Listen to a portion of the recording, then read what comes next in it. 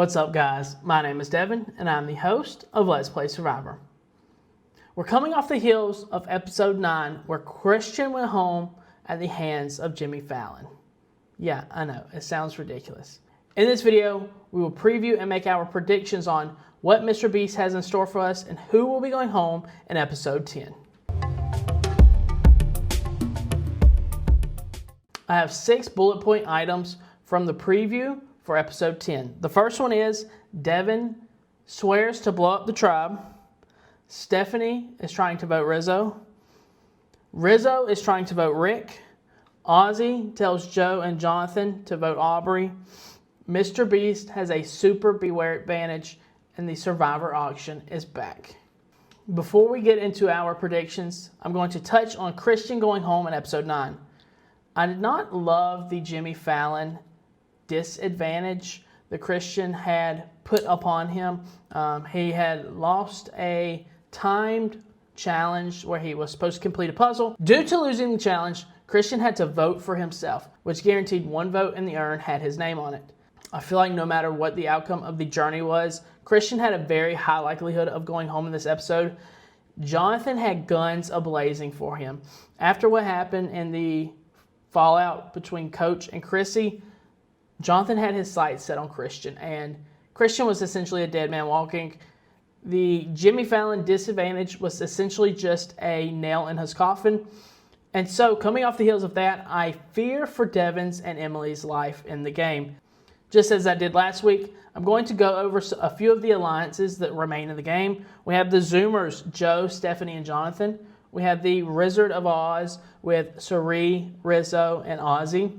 We have what's left of the middle players in Emily and Devins. And then we have what I'm kind of calling the outsiders in Tiffany and Aubrey. We have seen seeds planted of Aubrey wanting to work with Jonathan, which potentially leads her into working with Stephanie and Joe as well.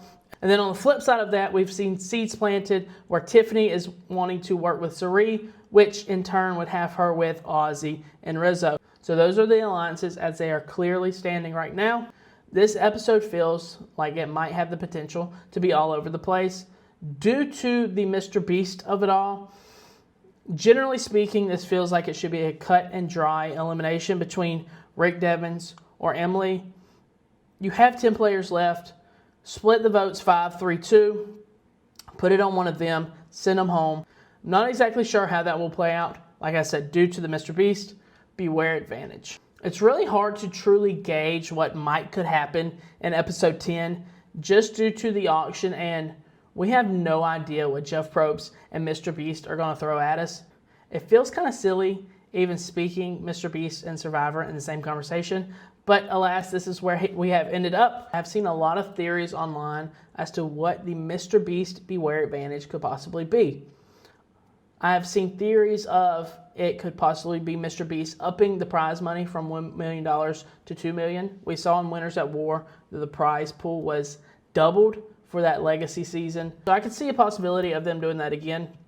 I've also seen speculation of on the disadvantage side where somebody might be immediately eliminated with something like a beware advantage. There has to be a positive and a negative associated with it. So my prediction for the Mr. Beast beware advantage is the player who buys this advantage at the Survivor auction will get a chance for a genuine idol, not a Billie Eilish idol, no Tyler Perry idol, a genuine Survivor idol like we have seen for years and years and years, which will be the first of its kind in Survivor 50. The caveat to that is you must find the idol before Tribal Council. If you fail to find it before Tribal Council, you will be punished. That is the beware part of the beware advantage.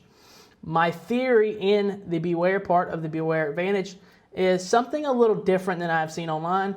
And mind you, this is just me pulling stuff out the air just for the sake of speculation. It's a little complex, so just bear with me. We have 10 players left in the game. The person who wins individual immunity is guaranteed safety, but will not be participating in Tribal Council. Therefore, they will be going back to camp.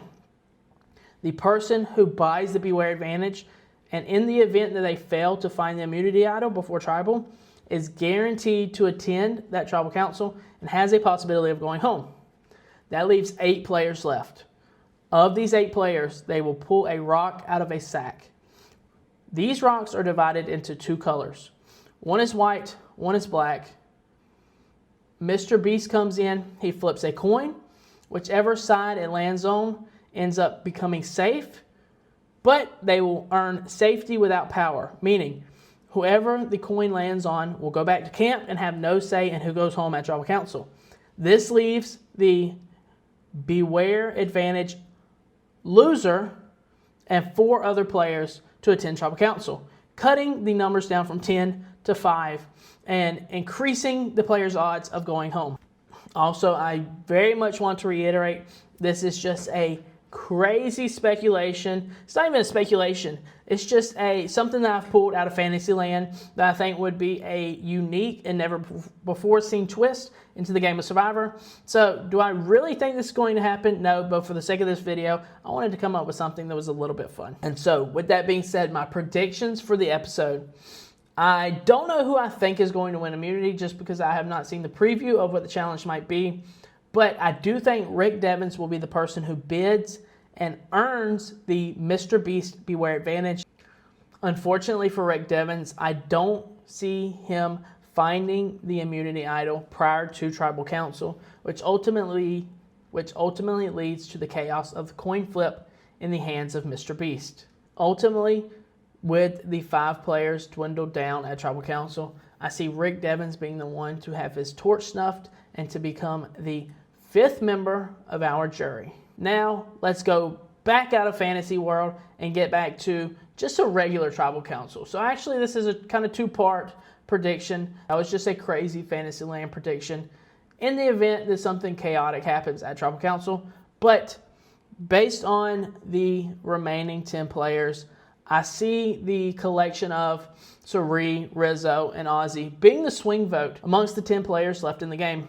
Last episode, Emily turned her back on Ozzy. I feel like Ozzy's going to save face a little bit and tell Emily that it's okay. Ozzy can be very sensitive, especially when he feels like he has been betrayed, but I think he will use Emily to his advantage. My prediction is that Ozzy will rekindle things with Emily following her betrayal at the last tribal council. But behind the scenes, this is all a facade. I feel like the trio of Sari, Rizzo, and Ozzy are going to tell Emily and Rick they are going to vote for Aubrey. But I foresee this ultimately being a 5-3-2 vote. 5 votes Rick Devens, 3 votes Emily, and then 2 votes Aubrey, with Rick Devens becoming the 5th member of our jury. So there you have it. That is my kind of all over the place, chaotic predictions for episode 10 of Survivor. It was really hard to piece this one together because I don't know how big of a wrench Mr. Beast is going to throw into the episode. We could see the entirety of the format being turned upside down. Will we have an immunity challenge? Will we have a proper tribal council? The way things have been going this season, I have no idea what to expect. So that is a 2-piece prediction, one on the chaotic side and one a little more on the normalcy side. Ultimately, I had Rick Devens going home either way. So let me know what you think in the comment section down below. Thank you to everybody who stuck around and watched the entirety of the video. I appreciate you more than you know. And until next time, the tribe has spoken.